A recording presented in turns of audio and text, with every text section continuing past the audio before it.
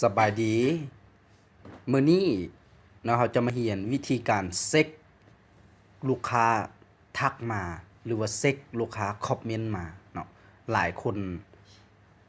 อาจจะสงสัยอยู่ว่าค่อยคือลูกค้าบ่แจ้งเตือนมาความจริงแล้วเนาะการที่เรายิงโฆษณาไปเนาะเฮาจะถ้าให้ลูกค้าแจ้งเตือนมาหาว่าออเดอร์มาแล้วเด้อหรือว่าเสียงแจ้งเตือนที่เราตั้งเป็นแบบระบบสั้นบางคนใช้เป็นระบบเสียงบางทีตอนนี้มันเตือนเราอาจจะบ่อยู่ไกลโทรศัพท์ก็เป็นไปได้เนาะฉะนั้นหลายคนเนาะจะพบปัญหาที่ว่าเวลาลูกค้าแจ้งเตือนมานะเราอาจจะบ่ได้ยินหรือเราอาจจะปะโทรศัพท์ไว้ไกลๆเนาะแล้วเราบ่เห็นเนาะมันแจ้งเตือนนี่มันจะแจ้งแล้วมันจะเด้งให้เราเห็นเฉพาะตอนที่แจ้งถ้าตอนที่มันแจ้งเตือนเราบ่ได้จับโทรศัพท์หรือบ่ได้ลิ้นโทรศัพท์อยู่เราจะบ่เห็นเด็ดขาดเนาะถ้าเราจับโทรศัพท์อยู่ถ้ามันเด้งปึ๊บมันจะเห็นคอมเมนต์หรือว่าเห็นผู้ทักมาหาเราหรือเห็นข้อความฉะนั้นเราต้องเรียนรู้ในเรื่องของสัญลักษณ์ว่าลูกค้าแชทมาหาเราทางอินบ็อกซ์หรือลูกค้าคอมเมนต์เนาะอันนี้วิธีการเช็กแนวใดเนาะทีนี้เนาะเพื่อบ่เป็นการพลาดเนาะให้เราเช็กอยู่ที่เพจที่เรายิงโฆษณานั่นเองเนาะให้เรานี่เป็นคนเข้าไปเช็กเบิ่งเนาะทุก10นาทีเราต้องเช็กข้อความเพื่อจะบ่ได้พลาดเนาะฉะนั้นลูกค้านี่ออนไลน์นี่เป็นคนที่สมาธิสั้นที่สุดเนาะในกรณีที่เขาคอมเมนต์เราปั๊บถ้าเราบ่ตอบ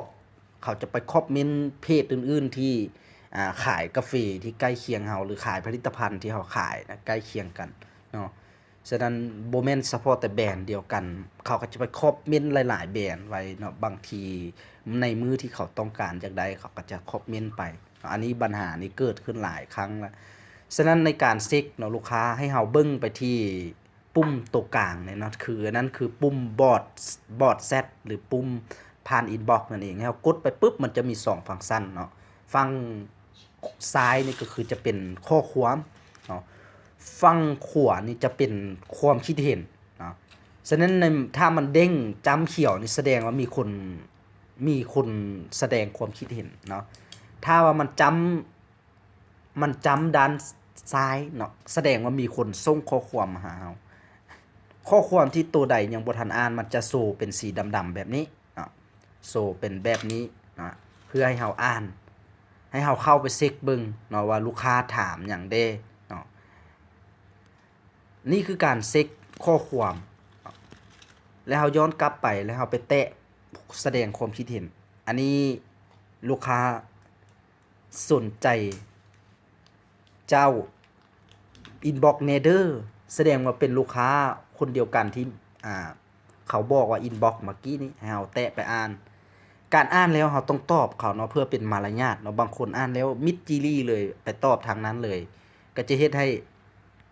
ลูกค้าเนาะจะบ่เห็นเนาะสิ่งที่เราตอบเนาะฉะนั้นบางทีเราไปตอบอินบ็อกซ์เลยมันจะบ่เด้งเขาก็จะสงสัยอยู่มันคือบ่ตอบจักเทื่อเนาะฉะนั้นให้เราคลิกไปที่ข้อความล่าสุดนี่เนาะไม่ล่าสุดนี่ถ้าเราคลิกไม่ล่าสุดปุ๊บข้อความตัวใดก็อย่าที่ลูกค้าคอมเมนต์ล่าสุดมันจะเด้งขึ้นถึงอันนี้ปัญหาใหญ่ๆเลยบัดตัวนี้นี่หลายคนว่าเป็นหยังบ่เห็นลูกค้าคอมเมนต์ค่อยคลิกเข้าไปแล้วคือบ่เห็นเนาะอันนี้คือขึ้นอยู่ที่เราต้องศึกษาเรียนรู้วิธีการเปิดข้อความไม่ล่าสุดเนาะงั้นบางคนมีหลากหลายคนเลยที่ทักหาเขาเจ้าแชทมาว่าเป็นหยังคนคอมเมนต์คือบ่เห็นเนาะเฮาบ่ฮู้เปิดเนาะเฮาบ่ฮู้เปิดข้อความไม่ล่าสุดฉะนั้นวิธีเปิดเขาจะเปิดให้เบิ่งแล้วเนาะเมื่อกี้นี้เนาะนี่คือคนที่สนใจเนาะผ่านไป12ชั่วโมงเนาะที่คอมเมนต์เขาเจ้าเนาะเขาเจ้าบ่ได้ตอบเฮาก็อาจจะกดถึกใจเพิ่นแล้วก็โดยเนาะอาจจะแบบนี้ตอบว่าโดยแสดงว่าเฮาตกลงที่จะตอบอินบ็อกซ์นั่นเองเนาะทางข้อความเนาะเขาบอกว่าสบายดีสนใจกาแฟบำรุงสายตาอยู่นครไกรสอนเนาะสนใจเป็นตัวแทนบ่เนาะ อันนี้เขาบอกว่าได้แล้วค่อยสร้างนำตัวแทนแล้วเจ้าเขาก็โดยขอบใจเห็นบ่อันนี้คือเพียงแต่ข้าพเจ้าซาไป12ชั่วโมงเท่านั้นแล้วสร้างนำคนอื่นล่ะเฮาก็เฮ็ดหยังบ่ได้อันนี้คือจักลูกค้าเนาะเขาไปสร้างนำผู้ใดก็บ่ฮู้เนาะอันนี้คือเขาบอกข้าพเจ้าแบบนั้นเนาะฉะนั้นเฮาก็โดยขอบใจบ่เป็นหยังเนาะนี่คือวิธีการเช็กเนาะว่า